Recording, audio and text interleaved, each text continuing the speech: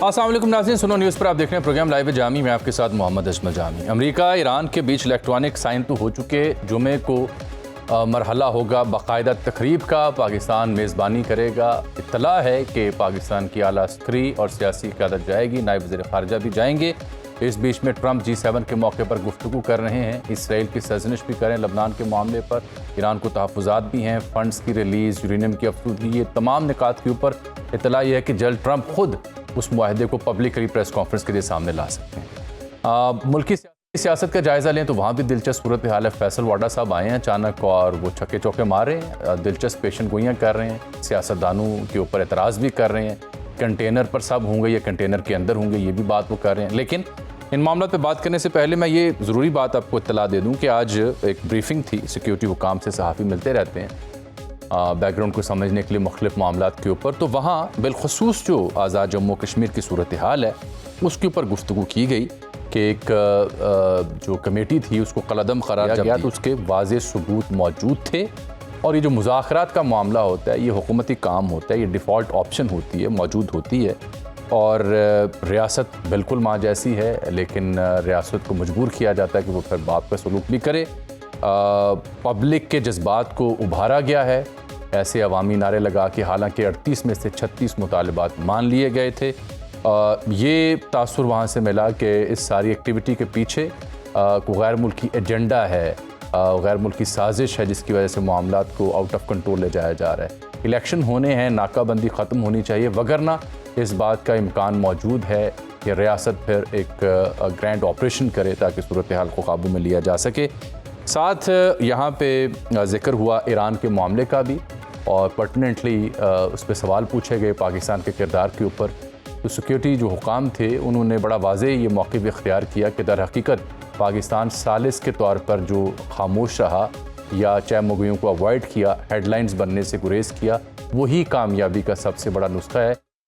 हालांकि ये एक यानी बंद कमरे की मीटिंग थी, वहाँ पे इस मामले के ऊपर अनगिनत सवालात हुए, कम से कम 10-12 सवालात हुए, लेकिन उन सवालों के जवाब में इस तबसरे के अलावा कोई और ख़बर या कोई और नुक्ता वहाँ पे फराहम नहीं किया गया। और वजह यही थी कि एक सालिस को ये ज़ेब नहीं देता इस बारे में कोई ख़बर लीक करे, क्योंकि उससे किसी एक फ़रीक के साथ जानिबदारी का तासुर उभर सकता है। हाँ, अमरीकी सहाफ़ी, ईरानी सहाफ़ी अपने अपने हुकाम से ख़बर निकालें तो दैट मेक सेंस।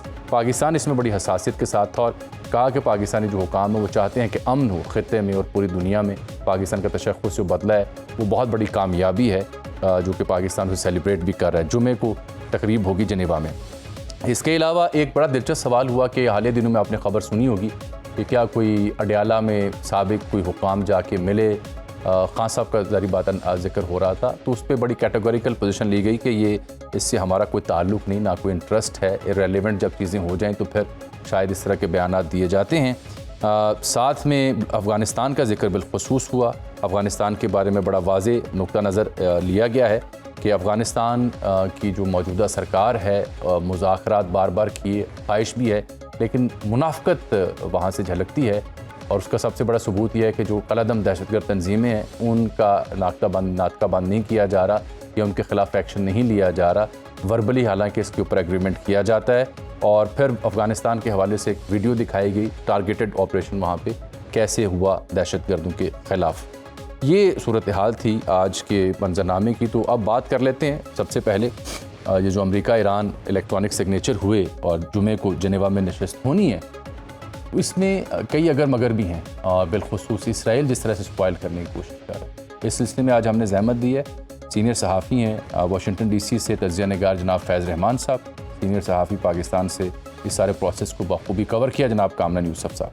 जनाब कामरान यूसुफ साहब, बहुत शुक्रिया आपके कीमती वक्त का। आपने सारे मामले को पहले दिन से ऑनवर्ड बड़ा एक्सटेंसिवली कवर किया, बड़ी ज़िम्मेदारी के साथ कवर किया। आपका तबसरा और ख़बर ज़रूर साबित हुई अक्सर मौक़ों पर, गो के दिन में ट्रंप साहब कुछ कहते थे, रात में कुछ और हो जाता था। लेकिन थैंक यू वेरी मच कि आपने एक दफ़ा फिर हमारे प्रोग्राम के लिए वक्त दिया। मैं आपसे समझना ये चाह रहा हूँ कि अब जो ट्रंप साहब वहाँ G7 में भी गुफ्तगू कर रहे हैं, रात JD Vance $300 की बात कर रहा था, अब उसको डिनाई कर रहे हैं। जेनेवा में जुमे के दिन जो दस्तखत होने हैं, पाकिस्तान एक सालिस के तौर पर जा रहा है, तो जुमे को जेनेवा की तस्वीर क्या होगी आइडियली आपके सामने, क्या मंजरनामा होगा? देखें, ये तफसीलात तो जो मेरे ख्याल में मालूमात हैं अभी भी ये तय हो रही हैं।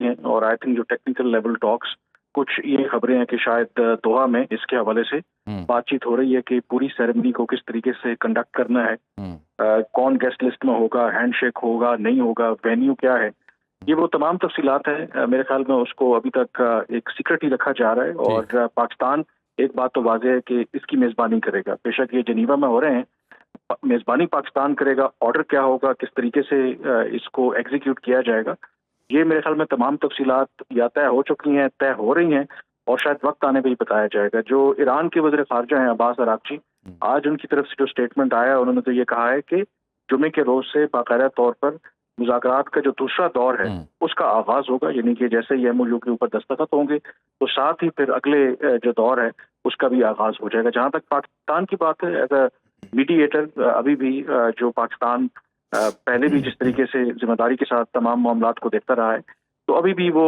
इस तरह की तफसीलात बताने से काफिर है और वो तफसीलात बता नहीं रहे।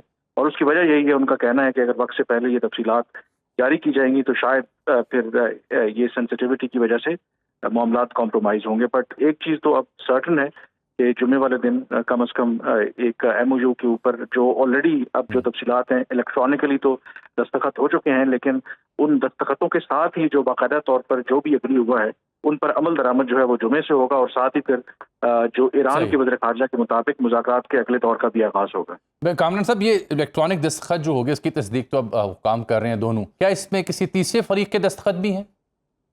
अगेन ये वो तमाम मामलात हैं, मेरे ख्याल में इसके बारे में बिल्कुल भी क्लियर नहीं है। कुछ यकीनी तौर पर कहा यह जा रहा है कि ऑब्वियसली उसमें क्योंकि पाकिस्तान की ही मेज़बानी में हुए हैं और या पाकिस्तान ने ही जो भी इलेक्ट्रॉनिकली जो दस्तखत हुए हैं उसको फैसिलिटेट करवाया है। और आई थिंक अगर आप पाकिस्तान के प्राइम मिनिस्टर की गुज़श्ता रोज की अगर आप 2:15 के करीब जो पोस्ट है उसको अगर आप देखें, उसको डीकोड करें तो उसमें उन्होंने कहा है कि एग्रीमेंट ऑलरेडी तय पा गया है। तो शायद उस वक्त लोगों का ये ख्याल था कि अभी दस्तखत होंगे, लेकिन जब उन्होंने कहा कि तय पा गया है तो इसका मतलब है कि ऑलरेडी इलेक्ट्रॉनिकली उस पर दस्तखत हो चुके हैं जो भी मतन है उसके एग्रीमेंट का। लेकिन जाहिर है कि पाकिस्तान ने जो भी अंडरस्टैंडिंग थी विद ईरान और अमेरिका के उसको डिस्क्लोज नहीं किया। उस वक्त उसकी मुख्तलिफ वजूहात हो सकती हैं, लेकिन आई थिंक गिवन के पाकिस्तान के प्राइम मिनिस्टर ने उसको अनाउंस किया है और पाकिस्तान ही जनीवा की मेज़बानी कर रहा है और अगर किसी तीसरे फरीक की इन्वॉल्वमेंट या दस्तखत होंगे तो डेफिनेटली कोई और मुल्क नहीं बल्कि वो पाकिस्तान ही होगा। आपने अभी चैमगोइंग का जिक्र किया, ये बड़ा इंपॉर्टेंट पर्सपेक्टिव है क्योंकि पाकिस्तान एक मीडिएटर है, सालिस है, इंटरलोक्यूटर है। तो इस बीच में आज सिक्योरिटी हुकाम की भी एक ब्रीफिंग थी और उसमें सूरत हाल का जायज़ा लिया गया, सहाफ़ी ने कुछ सवाल जवाब भी किए। तो वहाँ ये समझ आई कि असल में कामयाबी का राज यही है कि पाकिस्तान ने बहैसियत सालिस अपने मामलात और अपनी एफर्ट्स को खुफिया रखा ताकि कोई एक फरीक या उसके चाहने वाले उससे मुतासिर ना हो, और इसे कामयाबी का राज समझा गया। आपने भी इस इवेंट को कवर किया, तनकीद होती रही कि सहाफ़ी पाकिस्तान की खबर क्यों नहीं लेके आते। मेरी ज़ाती राय तो यही थी कि सालिस के एंड से खबर नहीं आनी चाहिए ताकि वो इम्पैक्ट ना हो। क्या ऐसा ही है सर? जी बिल्कुल, आई थिंक पाकिस्तान की फ्रॉम डे वन बड़ी क्लियर आई थिंक इंस्ट्रक्शन जो पॉलिसी थी सिविल और जो मिलिट्री के आगे जो लोग इन्वॉल्व थे कि एज अ मीडिएटर हमारी तरफ से कोई भी इस तरह की बात लीक नहीं होनी चाहिए। एंड अगेन आपने हवाला दिया जो सिक्योरिटी जो ऑफिशियल्स की ब्रीफिंग का, तो उसमें उन्होंने यही कहा कि हमारा जो पर्पस वो कोई हेडलाइन बनाना नहीं है, ना ही उसकी कोई PR एक्सरसाइज है। हमारा सिर्फ पर्पस ये था कि ये जो इतनी बड़ी जंग हो रही थी और यही कहा गया कि ये तो जंग इवन इनडायरेक्टली पाकिस्तान के ऊपर और तमाम जो मुसलमान ममालिक थे उनके ऊपर भी इम्पोज की गई थी। मकसद इस जंग का खात्मा और long term piece and stability था। और अगर हमारा ये पर्पस होता कि हमने PR करनी है तो फिर तो आपको अनगिनत इस तरह के बयानात नजर आते। तो I think right from the start और अब तक पाकिस्तान ने उसी पॉलिसी के ऊपर पाकिस्तान कारबन रहा और एक बड़ा स्ट्रेटेजिक फैसला था कि जो भी अगर कम्युनिकेशन होगी तो राइट फ्रॉम द टॉप। और हमने देखा कि वो बेशक 8 अप्रैल की सीज फायर हो, प्राइम मिनिस्टर के ट्वीट से उसका आगाज हुआ, फिर ये जो MOU वाली बात है अगेन प्राइम मिनिस्टर ने ही उसके हवाले से पोस्ट किया। तो बड़ी क्लियर है पाकिस्तान की पोजीशन और शायद इसी वजह से जो दोनों फरीकैन हैं अमेरिका और ईरान, उन्होंने पाकिस्तान के ऊपर एतमाद किया। अगर आप लेटली कुछ खबरें देखें कि ओमान से अमेरिका नाराज है और वो क्यों नाराज है, उनका ये ख्याल था कि ओमान का जो रोल था ये अमेरिका का ख्याल है کہ وہ ڈوبیس تھا اور شاید وہ ایران کی طرف ان کا ٹلٹ زیادہ تھا. تو ایز اے میڈیٹر کے طور پر جب آپ اس طرح کا رول پلے کرتے ہیں تو آپ کو ایک نیوٹرل ہونا پڑتا ہے, یعنی کہ دو فریقین کے درمیان بغیر کسی کی پوزیشن لیے آپ فیسیلیٹیٹ کروا رہے ہیں, میڈیٹ کروا رہے ہیں. تو آئی تھنک پاکستان نے اس رول کو بہت احسن طریقے سے نبھایا ہے, اور یہی وجہ ہے کہ ابھی تک پاکستان کا رول جو ہے وہ پرومیننٹ ہے, اور آگے بھی اپیرنٹلی اٹ لکس لائک کہ جو بھی مذاکرات کے اگلے ادوار ہوں گے اس میں بھی پاکستان ایک کلیدی میڈیٹر کے طور پر اس کا جو رول ہے وہ جاری رہے گا. بالکل ٹھیک. کامران صاحب ساتھ رہے, ہمیں جناب فیض رحمان صاحب نے بھی جوائن کیا ہے, واشنگٹن ڈی سی سے سینئر صحافی ہیں. فیض صاحب خوش آمدید پروگرام میں. کامران صاحب نے ایک بریف اپ دیا ہے, پاکستان کے رول کو ڈسکس کیا ہے. اب پبلکلی بھی ٹرمپ نیتن یاہو اور لیبنان کے معاملات کے اوپر ریویو کر رہے ہیں اسے. امریکہ میں کیا رائے پائی جا رہی ہے؟ کیا اسے سنجیدگی سے لیا جا رہا ہے کہ واقعی ایک معاہدہ ہو گیا ہے اور وے فارورڈ پیس ڈیل ہے, یا ابھی بھی ifs and buts اور چونکہ چنانچہ ہے؟ جامع صاحب بہت بہت شکریہ. چونکہ آپ اکثر اپنی ہندی بہت فخر سے بولتے بھی ہیں, بیان بھی کرتے ہیں, تو ایک جو لفظ ہے چمتکار جسے کہتے ہیں, جی رائٹ, ہاں جی, تو یہ تو یہاں پر واشنگٹن میں چمتکار ہو گیا, بلکہ پوری اچھا دنیا میں آج اچھا اچھا جس اچھا انداز سے صحیح. ٹرمپ صاحب جو معجزہ کہتے ہیں غالباً, رائٹ, چمتکار, جی چمتکار کو ایسے ہم ایک میریکل کہیں گے, معجزہ کہیں گے. اسی معنی میں. ہاں, تو بڑی مطلب ایک عرصے بعد اس طرح کی بات اسرائیل کے بارے میں اور ایک ایران کے بارے میں جو آج باتیں انہوں نے فرانس میں بیٹھ کے پوری دنیا کے سامنے کہی ہیں, وہ دیکھیے یہ ایک بات ہم یاد رکھیں, ٹرمپ کے بارے میں بہت سی باتیں کی جاتی ہیں. یہ کہا جاتا ہے کہ وہ انپریڈکٹیبل ہیں, اور کچھ لوگوں نے تو مطلب ذہنی کیفیت کے بارے میں بھی بہت سی رائے استعمال کی. لیکن دیکھیے ایک شخص جو اتنا کامیاب شخص ہے وہ بڑا ہی ایک ہنجڈ ہوتا ہے, جو ہم کہتے ہیں انہنجڈ ہے کامنٹس وغیرہ. لیکن آج ان کا یہ کہنا جو ہے نا, یہ بہت ہی یہاں جو ڈومیسٹک پالیٹکس ہے امریکہ کی اور پوری جو یہاں داخلی صورتحال ہے اس سے 100% لنکڈ ہے. یہ باتیں انہوں نے ایسی ویکیوم میں نہیں کہہ دی سب کے سامنے. ان کا آج تاریخ کا پہلا امریکی صدر ہے. یہ وہ امریکی صدر ہے جس کو یہاں پر ایک بہت ہی ایک ہاکش پرو اسرائیل ایکچولی ایک جوش اینکر ہیں, مارک لیوین, بہت مشہور, ملینز اینڈ ملینز آف ان کے فالوورز ہیں. انہوں نے وائٹ ہاؤس میں صدر ٹرمپ کے کندھے پہ ہاتھ رکھ کے باقاعدہ جھپی لگا کر ان سے کہا تھا کہ ہی از دا فرسٹ جوش پریزیڈنٹ ان دا وائٹ ہاؤس, یہ انہوں نے کہا تھا.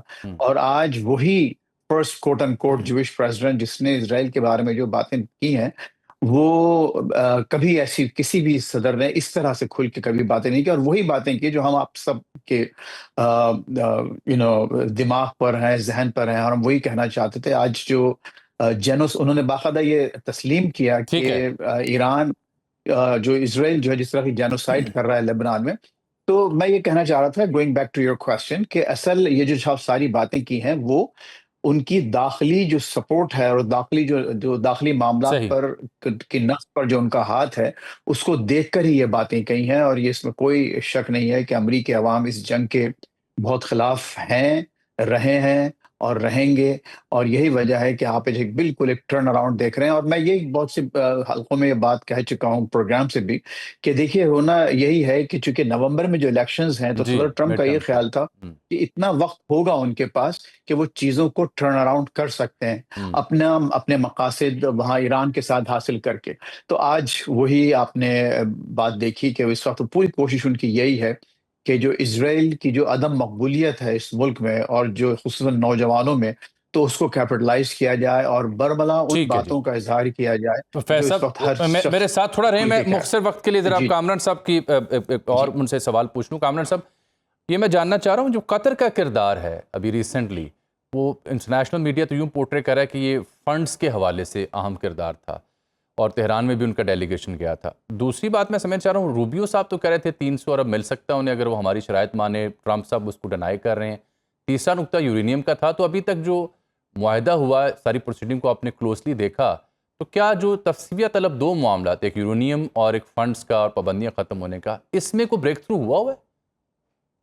میرے خیال میں اگر بریک تھرو نہ ہوا ہوتا تو یہ باتیں آگے نہ بڑھتی. جہاں تک یورینیم اور نیوکلیئر والی بات ہے وہ تو اگلے مرحلے میں طے ہوگا. آئی تھنک اسلام آباد میں بھی جو مذاکرات کا پہلا دور ہوا تھا اور جو میرے پاس جو معلومات تھی وہ باقی تمام معاملات اپنی جگہ کے اوپر, لیکن ایران کا جو ایک نقطے کے اوپر جس میں بہت زیادہ وہ ایمفیسس تھا، بہت زیادہ فوکس تھا کہ اس ڈیل کے نتیجے میں نمبر 1 ان کو کیا فائنینشیل بینیفٹ ہوگا، کیونکہ جنگ کے نتیجے میں پچھلی 1 سال میں 2 مرتبہ ان کے اوپر جنگ امپوز کی گئی، ان کے نقصانات ہوئے انہیں، اور کس طریقے سے ان کو کمپنسیٹ کیا جائے گا. آئدر ان کو الاؤ کیا جائے گا کہ اسٹریٹ آف ہرمز میں جو بھی جہاز گزریں وہاں سے وہ ٹول لیں ان سے. دوسرا یہ جو جنگ میں نقصانات ہوئے ان کو ازالہ کرنے کے لیے کوئی مارشل پلان آئے گا. تیسرا ان پر جو لگی پابندیاں تھیں وہ تو ختم ہونے والی جو الگ بات ہے، لیکن کوئی $100 بلین کہا جاتا ہے کہ مختلف دنیا کے بینکوں میں بیکاز آف سینکشنز وہ فریز ہیں اس وقت ایران کے، اور اس کے بارے میں کہا جاتا ہے کہ جو $24 بلین کی بات ہو رہی ہے کہ وہ شاید ریلیز کرنے کی ڈسکشن ہوئی ہے. اور اس میں ایران کا یہ موقف ہے کہ جو $12 بلین ہیں وہ تو جیسے ہی MOU پر اگر دستخط ہوتے ہیں تو فوراً وہ ان کو ریلیز کر دیے جائیں گے. باقی $12 بلین جو ہیں جو حتمی معاہدہ ہوگا اس کے بعد ان کو ریلیز کیے جائیں گے. اب ایگزیکٹ اس کا جو آؤٹ کم ہے میرے خیال میں جو اس کا ٹیکسٹ ہے MOU کا وہ بہت جلد منظر عام پہ آ جائے گا، لیکن میرا خیال ہے کہ وداؤٹ یہ فنڈز کے حوالے سے بریک تھرو کے حوالے سے اگر بریک تھرو اگر نہ ہوتا تو شاید پھر MOU کے اوپر بھی دستخط نہ ہوتے. ایک بات یہ بھی کہی جا رہی ہے کہ امریکہ تو پبلکلی انکار کر رہا ہے کہ ہم اس طرح کے کوئی فنڈز نہیں دے رہے.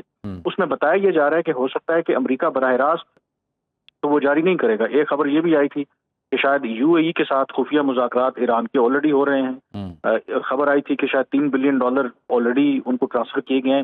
UAE ڈینائی کرتا ہے، یہاں تک بھی پبلکلی ڈینائی کرتے ہیں، یہ پبلکلی ڈینائی کرتے ہیں، لیکن یہ بات بھی ہو رہی ہے کہ شاید فردر $10 بلین بھی وہ ریلیز کرنے کی بات ہو رہی ہے. پھر قطر کے پاس بھی ایران کے کچھ $6 بلین وہاں پہ موجود ہیں. تو یہ کوائٹ لائکلی ہے کہ یہ امریکہ کہے گا کہ جی ہم نے تو براہ راست ان کو نہیں یہ جاری کیے فنڈز، وائل UAE اور جو قطر ہیں ہو سکتا ہے کہ وہ اس میں اپنا حصہ ڈالتے ہوئے فنڈز ان کو ریلیز کر لیں.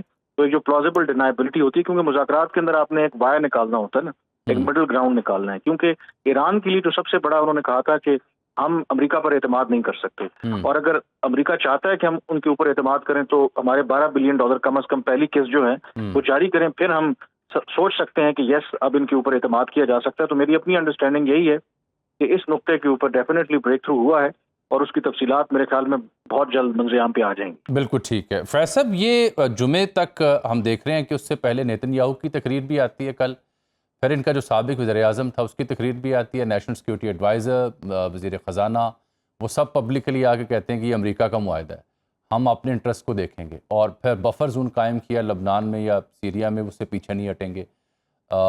وہ کچھ اور انڈیکیٹ کر رہے ہیں، لیکن آج پبلکلی اس طرح ٹرمپ نے اس لیبنان وار کے اوپر نیتن یاہو کو سنائی، سرزنش کی.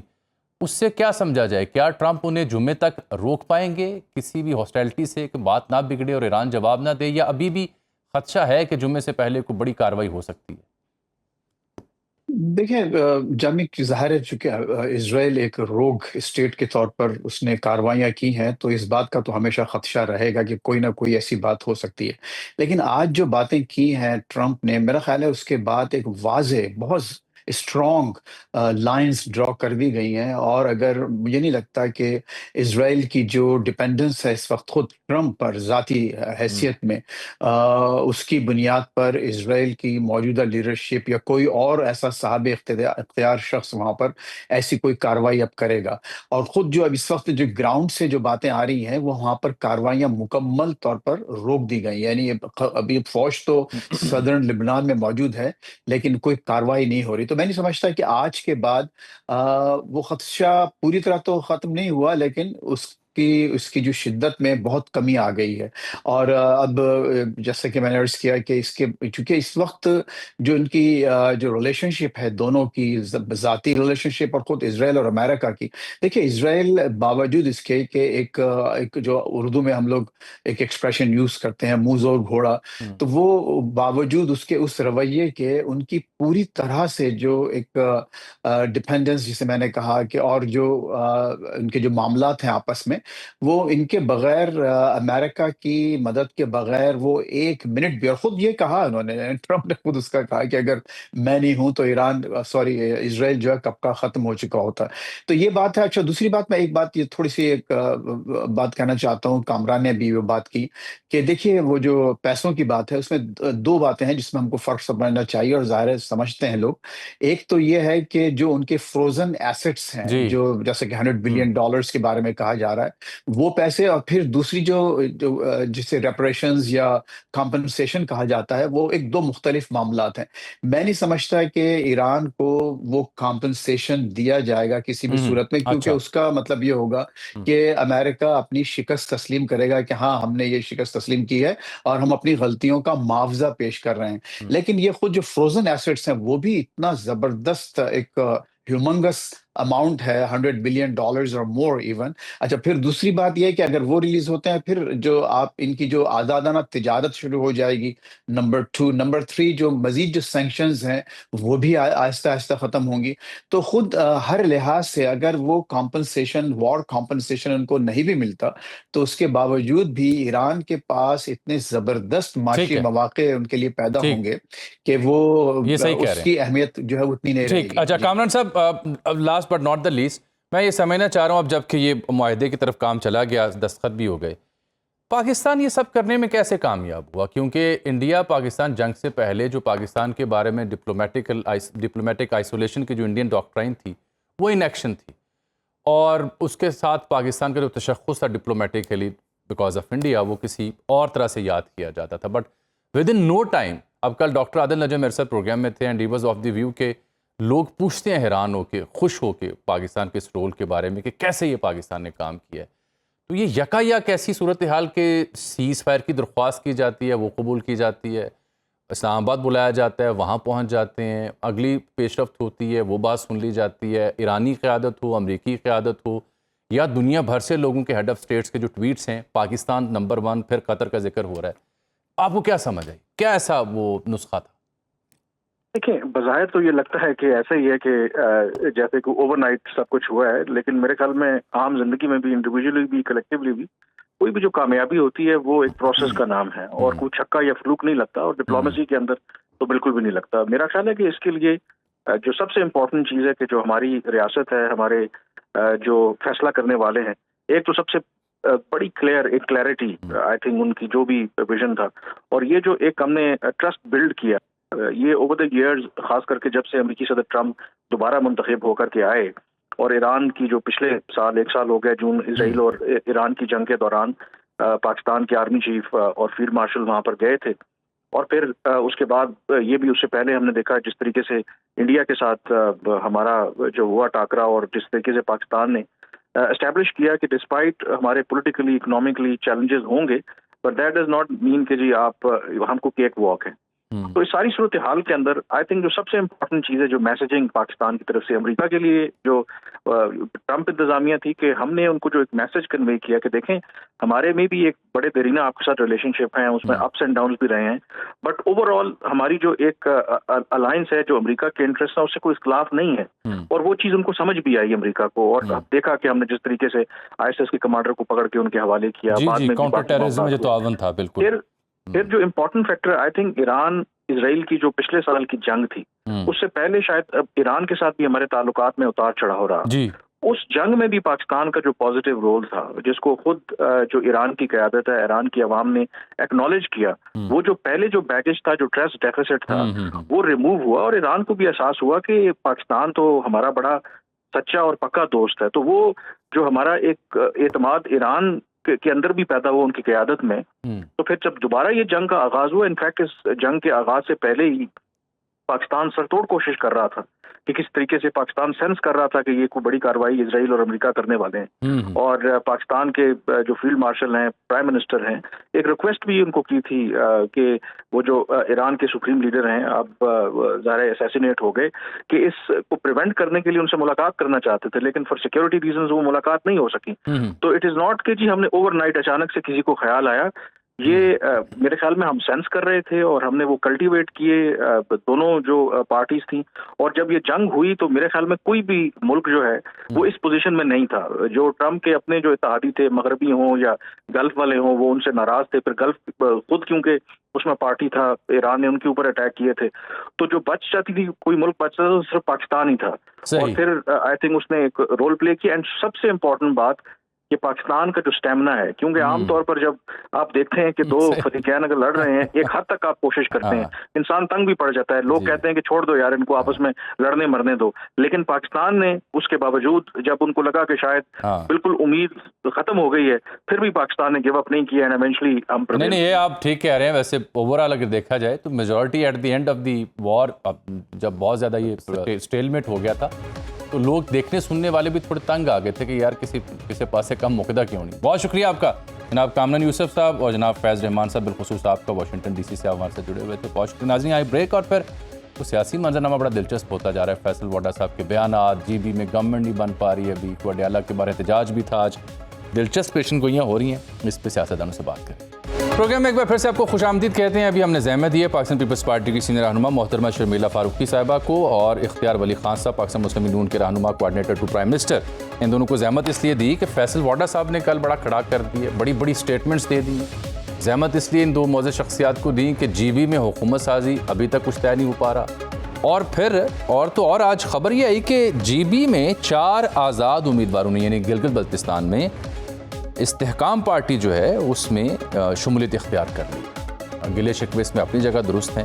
اور پھر میں نے دیکھا کہ قادر پٹیل صاحب بھی اسمبلی میں مخاطب تھے. وہ یہ کہہ رہے تھے کہ جو 39,000 سے تنخواہ آپ نے 41,000 کر دی ہے کام مزدور کی, تو اس کے لیے ساتھ تجوری بھی دیں تاکہ اتنی بڑی رقم جو ہے وہ عام صارف عام شہری کہیں سنبھال سکے. یہ بہت بڑی تنقید تھی کیونکہ اس حساب سے جس حساب سے مہنگائی بڑھی ہے عام بنیادی تنخواہوں میں اضافہ نہیں ہوا. شرمیلا فاروقی صاحبہ خوش آمدید. یہ قادر بھائی جو بات کر رہے ہیں یہ واقعتاً ایک لمحہ فکریہ ہے. اس کی بجائے ہم آسٹیرٹی جو ڈرائیو تھی اس کو ٹھیک کیوں نہیں کرتے؟ اور دوسرا یہ فیصل واڈا صاحب جو فرما رہے ہیں کہ جلد یہ سب ایک کنٹینر میں ہوں گے یا ایک کنٹینر کے اوپر ہوں گے, اور پھر انہوں نے کہا کہ 4 چیف منسٹرز بھی کوشش کر رہے ہیں پی ایم بننے کی, اور بڑے عجب دعوے انہوں نے کیے ہیں. میرے پاس تو سکت نہیں ہے بیان کرنے کی. تو کیا آپ لوگ کنٹینر کے اوپر چڑھنا چاہتے ہیں یا کنٹینر کے اندر جانا چاہتے ہیں ایک بار پھر؟ دیکھیں جاوید صاحب, بات یہ ہے کہ جس طرح پاکستان نے اپنا ایک گلوبل پیس کے لیے اپنا ایک کردار ادا کیا, اور ایک اتنی بڑی جنگ جو شاید could have spiraled into World War III, ہم نے اس کو اوائڈ کیا اور بہت ہی باکمال ڈپلومیسی کے ساتھ, اور جس میں ہماری عسکری اور سیاسی قیادت دونوں موجود تھیں اور ایک ہی پیج پر تھیں.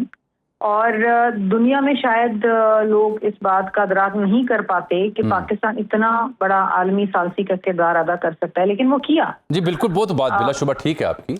ہاں, لیکن تو میں سمجھتی ہوں کہ اگر اسی طریقے سے ہم اپنی جو انٹرنل پالیٹکس ہے اس کو ایک طرف رکھ کے ہم اگر ایک دوسرے کے ساتھ بیٹھ جائیں اور ایک نیا اکنامک چارٹر بنائیں, کیونکہ دیکھیے اب تو حالات بہت بہتر ہو گئے ہیں. اگر پرماننٹ سیز فائر ہو جاتا ہے, جو کہ الحمدللہ نظر آ رہے ہیں, unless Israel plays part of the war spoiler, جو کہ ہمیں ابھی بھی نظر آ رہا ہے.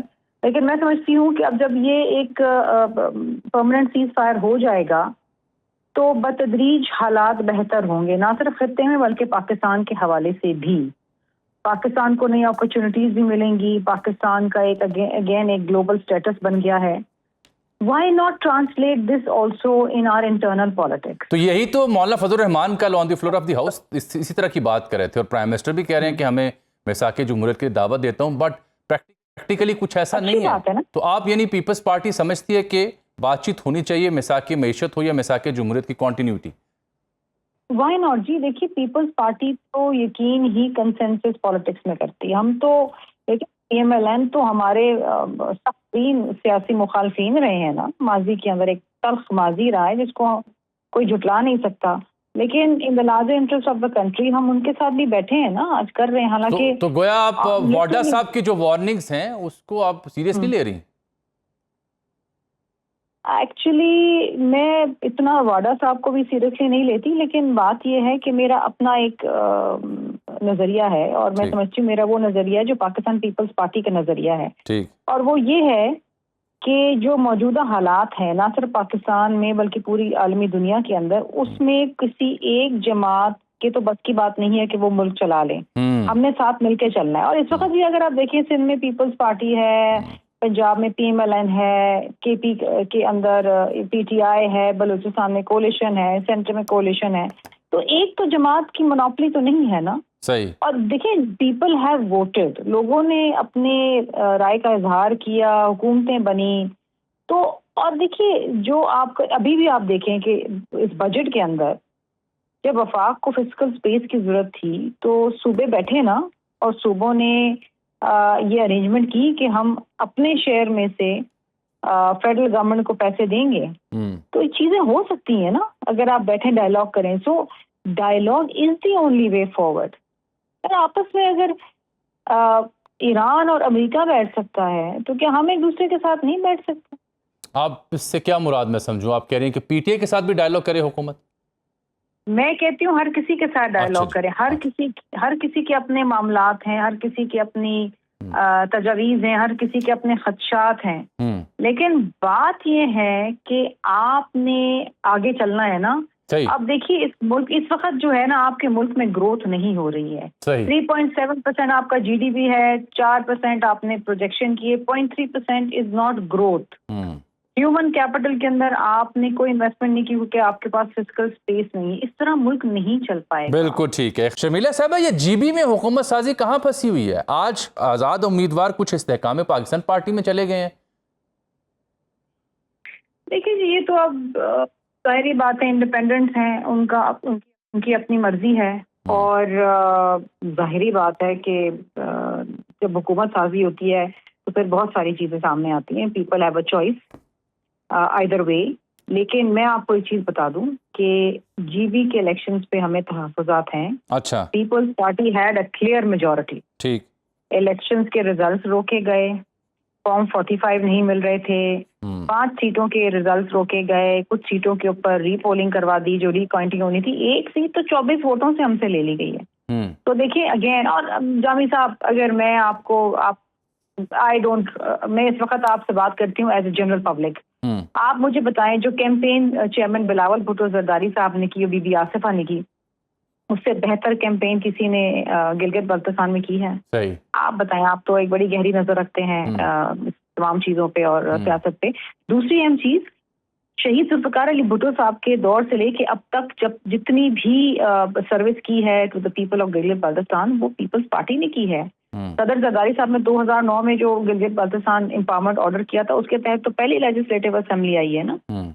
تو ہم جانتے ہیں کہ ان کے کیا مسائل ہیں اور ان کا ادراک کس طریقے سے کرنا ہے۔ They have over ویلمنگلی voted for اس۔ آپ اگر میں تو اس زمانے میں انڈیپینڈنٹ جرنلسٹ کی بھی باتیں سن رہی تھی جو آن گراؤنڈ وہاں پر تھے، اور ان کو رینڈملی وہ لوگوں سے پوچھتے تھے آپ کس کو ووٹ دیں گے، تو وہ کہتے تھے پیپلز پارٹی۔ جی بالکل ایسا تو یہ کس طریقے سے 3 سیٹوں سے PML کی پتہ نہیں نہ جانے کتنی ہو گئی ہیں۔ تو دس از یو نو، اب آپ بات یہ ہے کہ ہر حالات کے اندر سینیریو کو دیکھتے ہوئے ہمیں چیزوں کو تو آگے لے کے چلنا ہے نا۔ ٹھیک، اور وہی ہم کریں گے۔ میں آپ سے جاننا چاہ رہا ہوں، اس سے پہلے کہ شرمیلا بی بی نے جو نکات اٹھائے وہ آپ کی خدمت پیش کروں، فیصل واڈا صاحب کہتے ہیں وفاقی حکومت کے ہوتے ہوئے الیکشن ہوئے گلگت بلتستان کے، گھوڑا بھی آپ کا، میدان بھی آپ کا، گدھا بھی آپ کا، گھاس بھی آپ کا، مٹی بھی آپ کی، کوچ بھی آپ کا، سگنل فری، ڈنڈا فری، سپیڈ بریکر فری، آپ پھر بھی ہار جائیں، آپ ہر ریس میں اکیلے کھڑے ہوں اور پھر بھی ہار جائیں تو میرا قصور کیا ہے؟ اور شرمیلا صاحبہ کہہ رہی ہیں کہ 3 سیٹیں تھیں نون لیگ کی، نتائج بدلے گئے، آزاد امیدوار چلے گئے کہیں اور، تو یہ فیصل واڈا صاحب تو بڑی چارج شیٹ لگا رہے ہیں آپ کے اوپر، کیا کہنا پسند فرمائیں گے آپ؟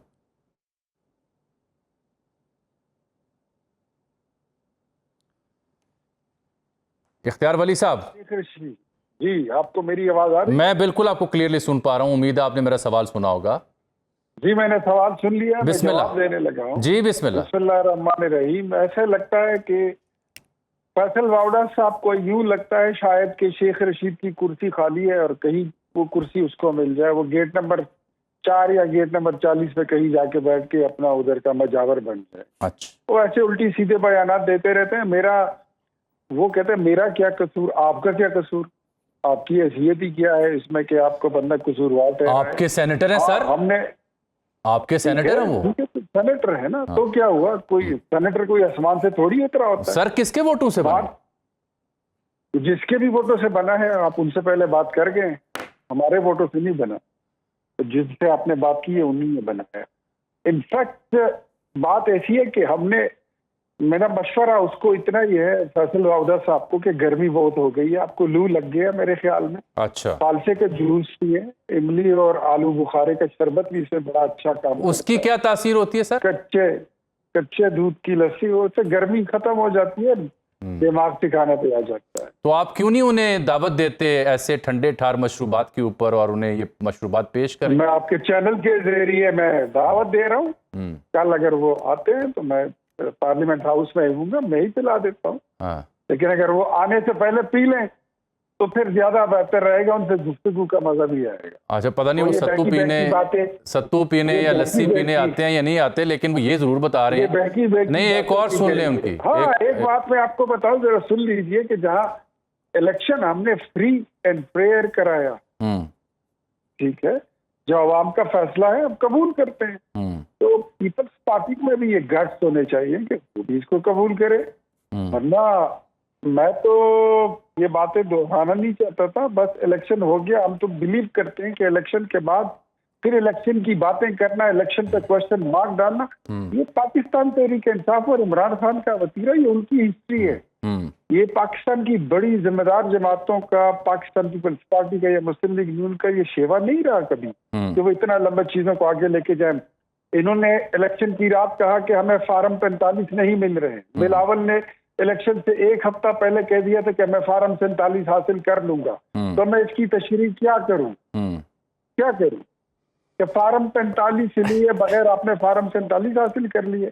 لیکن میں یہ نہیں کروں گا. میرے خیال میں جو ہو چکا ہے، whatever has been done has been done. عوام کا فیصلہ ہے، اس کو قبول کرنا. وہ فارم 45-47 والی بات تو نہ کریں نا سر. وہ کل میں دیکھ رہا تھا قادر مندوخیل صاحب، وہ کہہ رہے تھے کہ آپ کی قیادت جو ہے اگر فارم 45 دکھا دے میاں صاحب اور شہباز صاحب اور محترمہ، تو میں کبھی دوبارہ سیاست نہیں کروں گا. یہ انہوں نے چیلنج کیا آپ کو آن ریکارڈ، ایک پروگرام میں بیٹھے ہوئے تھے، انہوں نے یہ چیلنج کیا ہے. یہ اگر قادر مندوخیل صاحب کسی الیکشن ٹریبیونل کے وہ جج ہیں تو ہم کو دکھا دیں گے. اچھا، اگر وہ کسی عدالت کے منصف ہیں تو ان کو دکھا دیں گے. لیکن جس عدالت میں کیس چلا ہے وہاں پر تو ہم نے پریزنٹ کر دیے ہیں. اگر انہوں نے دیکھنے ہیں تو کراچی سے ٹکٹ یہ لے لیں اور چلے جائیں، لاہور میں چیک کر لیں. تو ویسے ٹی وی پہ اگر سٹنٹ مارنا ہو تو وہ ان کی مرضی. ٹھیک. اچھا سر، یہ میں آپ نے جو کہ واڈا صاحب کا ان کو مشورہ دیا بڑا قیمتی لگتا ہے، حکمت سے بھی آپ کو شغف ہے، لیکن ایک اور بڑی خطرناک انہوں نے بات کی ہے. وہ یہ فرماتے ہیں کہ مجھے لگ رہا ہے کہ آئندہ کے سیاسی منظرنامے میں یا تو سب ایک کنٹینر پر آئیں گے یا سب ایک کنٹینر کے اندر ہوں گے. تو کہاں جانا پسند کر رہے ہیں آپ، کنٹینر کے اندر یا کنٹینر کے اوپر؟ پسند کی بات نہیں ہے. پاکستان میں جو لوگ سیاست کرتے ہیں نا، میں سیاست دانوں کو یہ کہتا ہوں، تو یہ میری نصیحت ہے کہ سیاست دانوں کا ایک پیر جو ہوتا ہے یہ اقتدار کے ایوان میں ہوتا ہے اور دوسرا جو ہے وہ حوالات میں ہوتا ہے. آج کے حکمران کل کے قیدی، آج کے قیدی کل کے شاید حکمران. یہ سلسلہ میں نے تو 35 سال سے یہی دیکھا ہے. یہ چلتا رہتا ہے. تو میرے خیال میں ہمیں ان چیزوں کی پرواہ نہیں ہے. پاکستان کے لیے جو کر سکتے تھے ہم نے کیا. نواز شریف نے بھی کیا اور پھر شہباز شریف نے بھی کر کے دکھایا. اور اس کے بعد جو بھی ہوتا ہے وہ ہم سارا فیصلہ عوام پر اور اللہ خدائے بزرگ و برتر پر اور پاکستانی عوام پر چھوڑتے ہیں. کس نے کیا کیا، کس کے دور میں پاکستان کے لیے اچھے کام ہوئے، کس نے پاکستان کو نقصان پہنچایا، عوام بہتر فیصلہ کر سکتے. لیکن واڈا صاحب تو یہ بھی کہہ رہے ہیں ان سب کی کرپشن کے سکینڈلز آنے والے ہیں، ان کے ذاتی سکینڈلز آنے والے ہیں، انٹرنیشنل سکینڈلز بھی آنے والے ہیں آنے والے جس کے سکینڈل آ جاتے ہیں تو چاہیے ان کو سزا ملنی چاہیے. ٹھیک، میں ٹی وی پر بیٹھ کر کسی سکینڈل اور پھر کوئی اسکینڈل بھی ایسا ہو کہ جو حقیقت پر مبنی ہو، ہم اس کی وکالت نہیں کریں گے. ہم کوئی یوتھیے نہیں ہیں، ہم کوئی نہ ایسے کوئی اسٹوپڈ قسم کے فالوورز ہیں. جو غلط ہوتا ہے وہ غلط ہوتا ہے، جو صحیح ہوتا ہے وہ صحیح ہوتا ہے. فیصل واؤڈا کی کیا، اس کی کیا اسٹینڈنگز ہیں، سینیٹر ہیں سر، معزز ایوان کے سینیٹر ہیں چھوڑا سر، یار، اس سے پچھلی حکومت میں بھی تھے، آپ بھی ہیں سر۔ یار ایسی بات، اس کی سینیٹری اس کو خیرات پہ رات میں ملی ہوئی ہے، وہ اس کی تو پارٹی کا بھی کوئی نہیں پتا، وہ تو خود کو ویسے ہی، آپ نے اپنا سارا پروگرام انہی پہ اگر کرنا سر میں کیا کروں سر، اتنی بڑی ڈیبیٹ سر، پورے ملک میں سب سے زیادہ یہ ایشو ڈسکس ہو رہا ہے۔ ہاں چلے میں عوام کی بات کر لیتا ہوں آپ سے۔ قادر پٹیل صاحب آن the floor of the house کہہ رہے ہیں، میں عرض کرتا ہوں، قادر پٹیل صاحب کہتے ہیں کہ 39,000 سے آپ نے 41,000 عام بندے کی سیلری کی۔ عوام کی بات سن لیں تو ساتھ مشورہ دے رہے ہیں حکومت کو کہ تجوری بھی ساتھ دے اتنی بڑی رقم رکھنے کے لیے۔ قادر پٹیل صاحب کی بجٹ ابھی پیش ہونے لگا ہے سندھ میں، ہم دیکھ لیتے ہیں کہ وہ کیا دیتے ہیں۔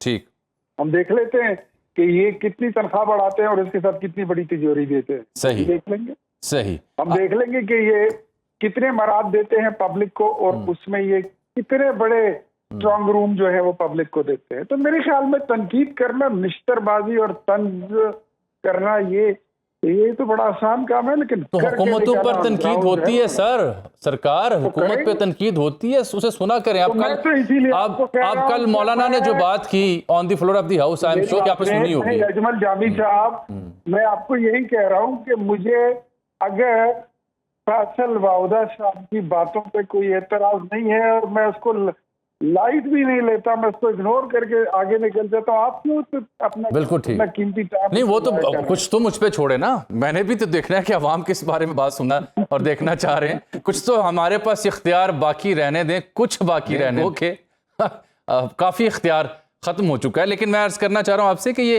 حضرت مولانا فضل الرحمان نے جو کل بات کی پارلیمان میں، آپ نے امید ہے سنی ہوگی، کے پی کی سیاست سے بھی آپ واقف ہیں۔